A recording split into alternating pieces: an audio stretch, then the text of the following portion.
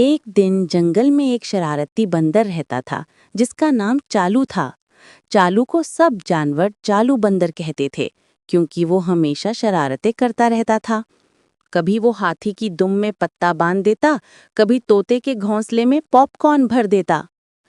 एक दिन चालू को एक दरख्त के नीचे चमकता हुआ केला मिला। ओह, केला सोने जैसा चमक रहा था। चालू ने खुश होकर कहा, हा हा हा, आज तो मजे हो गए, अब सबको बेवकूफ बनाऊंगा।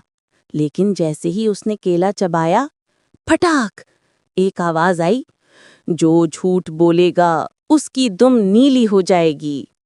चालू ने हंसते हुए कहा, हा हा हा हा, मेरा तो कभी झूठ बोलने का दिल ही नहीं करता।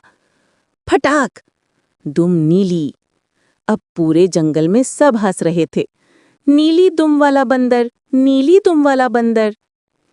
चालू शर्मिंदा हो गया और आखिरकार बोला, माफ करना सब, मैं झूठा और शरारती था, अब नहीं बनूंगा।